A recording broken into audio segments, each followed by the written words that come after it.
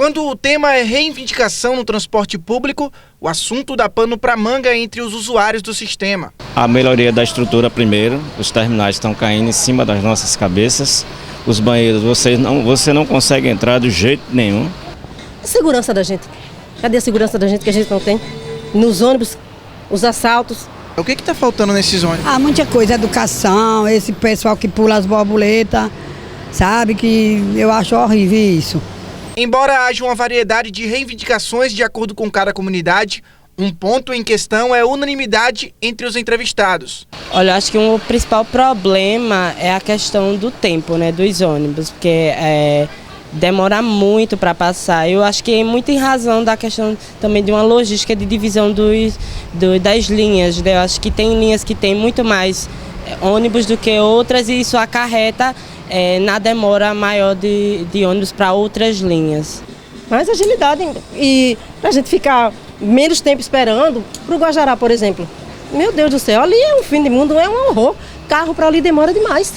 Pelo menos deveriam melhorar um pouquinho a frota. Aqui em Aracaju tá um absurdo. Salvador é uma cidade maior e a passagem é quase igual ou menor do que a nossa. Demora. Os ônibus vêm no horário de pico, vem muito cheio, abarrotado de pessoas. Circunstâncias assim têm feito alguns usuários colocarem o transporte público como uma segunda opção de deslocamento. A Maria tem optado pelos serviços de mototaxistas. Por falta de segurança e por falta de... que demora muito, quer dizer, o motoboy eu chego e tenho segurança, porque também eu só pego os motoboy perto da minha casa, né, também, que eu conheço, eu não pego o motoboy na rua. O gargalo que se desenha no sistema de transporte público é evidenciado nos números. No intervalo de 5 anos, a quantidade absoluta de passageiros do transporte público da Grande Aracaju, entre os meses de janeiro e setembro, reduziu em mais de 31%. Neste mesmo período, de acordo com o Sindicato das Empresas de Transporte de Passageiros de Aracaju, o CETRANSP, o número de gratuidades cresceu mais de 80%, o preço do diesel aumentou em 45% e os salários dos motoristas e cobradores também foram reajustados em mais de 36%. Outros dados mostram que nesse mesmo intervalo de 5 anos, o número de veículos da região metropolitana de Aracaju praticamente dobrou. Há cerca de um veículo para cada 2 pessoas que moram na Grande Aracaju. Com menos passageiros nos ônibus e mais custos, a conta pesou na ponta dessa cadeia.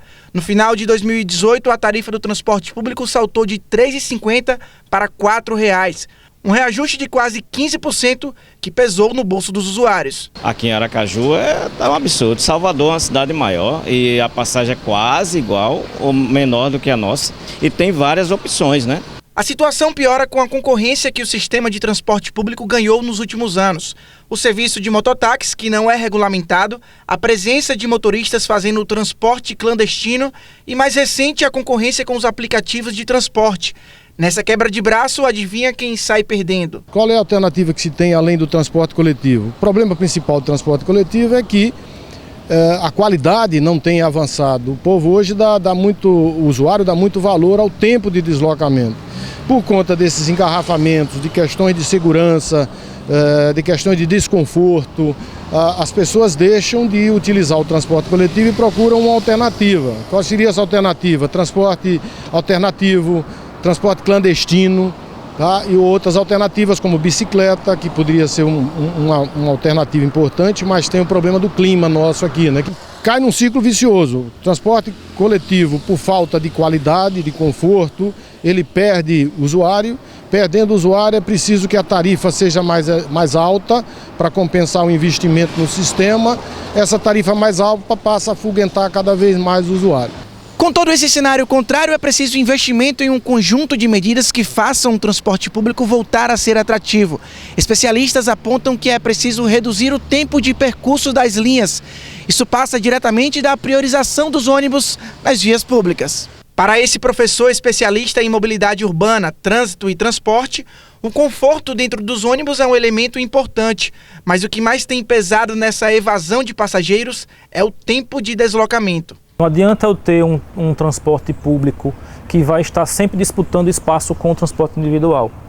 Tá? Então, se você tem um ônibus com 60 passageiros e está preso num engarrafamento, ele não vai querer estar num ônibus dessa forma. Não adianta estar com o transporte público com ar-condicionado se ele vai estar continuar preso dentro do engarrafamento. A solução vislumbrada por muitos e pleiteada pelos empresários do setor de transporte na Grande Aracaju são as chamadas faixas exclusivas. Em regra, elas priorizam pelo menos um corredor da via para o transporte público, em horários e dias específicos.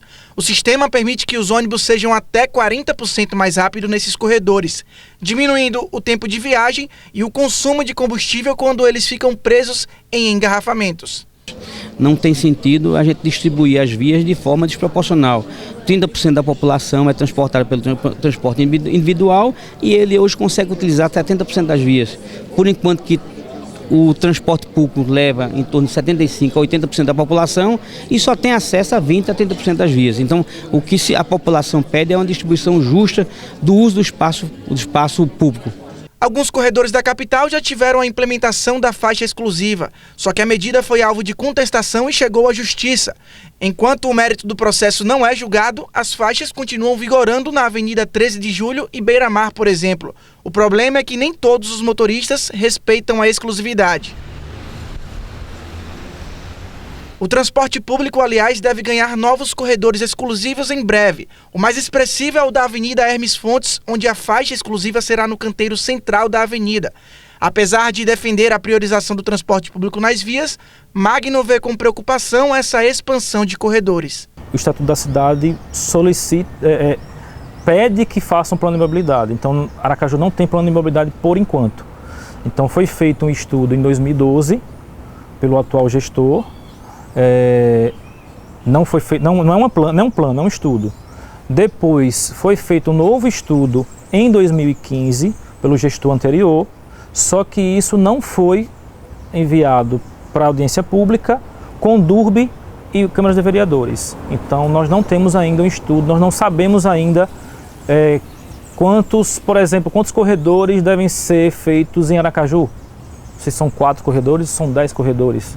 Para esse outro especialista, a exploração do corredor da Hermes Fontes já poderia ter ocorrido, assim como em outras vias da capital. Primeiro passo, embora tardio, mas a gente precisa acelerar nesse sentido, né, de criar outros e outros corredores. Nós temos a Ivo do Prado, que é propícia para isso também.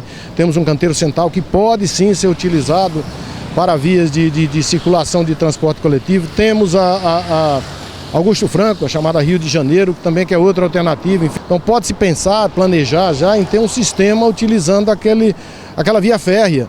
Paralelo ao pleito pela prioridade nas vias públicas, o investimento em tecnologia é considerado fundamental para tornar o transporte público atrativo.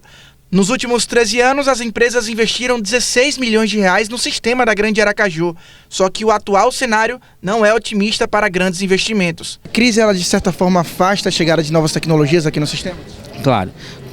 Quando você não tem dinheiro, você não tem como investir. Não tem possibilidade de você ter um sistema de transporte quebrando e ter investimento nele. É necessário que ele tenha saúde para poder reinvestir e investir mais ainda.